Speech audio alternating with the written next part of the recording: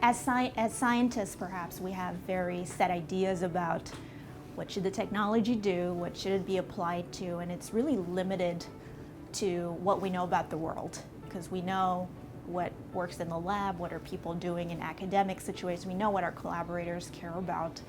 But when the company was launched, I made it a priority for us to understand, how does this become a successful business?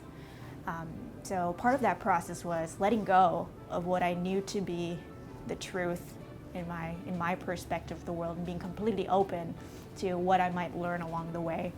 And I even went into a lot of meetings where I presented the technology, and the first question I asked was, is this useful? And I got a lot of answers that said, no, this isn't useful, but this other part, or this idea, could be useful. So pushing on those, in those directions that were not anticipated at all, and that's how we ended up at the retina as well. In terms of our first area of focus, it's not something we'd really anticipated or planned for, but that's how it was. It was a series of question answer, a lot of deep dives with experts that got us to this place. And when I looked at what we're building now, it's very different. It's completely different than what we had started off with, and I love that. I think that's the power of taking an idea or a concept out of academia and bringing it to the startup world, because it becomes so much richer in a very short amount of time. In terms of scalability and growth strategy for the company, we initially are focusing on an application where our technology is already at scale for that type of tissue. And the retina is a great example for that, because it's very small. The patches we have to make are a couple of millimeters. The entire retina fits in the back of a 96 well plate, into a single well of a 96 well plate, which is quite astounding. So we're, in our early applications, we're focusing on small organs where we don't have to deal with volume, but we deal with precision.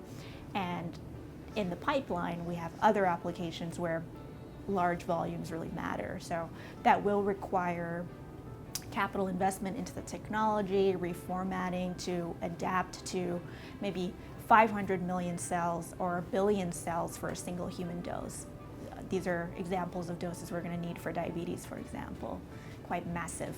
And the retina is 200,000 cells, which is no problem. We got that covered. So we've laid out a plan for the next 3 to 5 years where we're building out our capacity to process more and more cells. And the entire infrastructure is based on a machine learning platform. So we're teaching our system to how to manufacture these tissues on its own without human involvement. So as the system grows and builds, we want to start pushing towards larger volumes. The next year for Cellino is all about solidifying our technology and data in the retina space. That also involves setting up at least one collaboration partnership that makes sense in terms of making stem cell derived therapies. We're having several active conversations at the moment. So finding a partner that really gets what we're doing and we can work really well together, that's very important.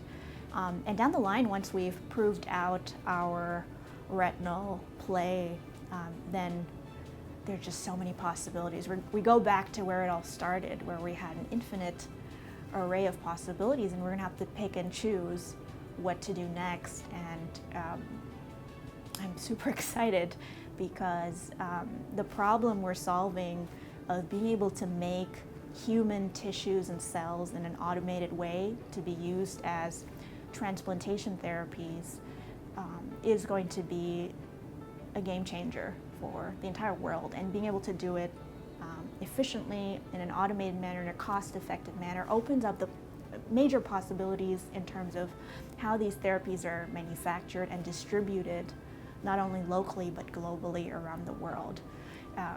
So I'm super energized about those possibilities.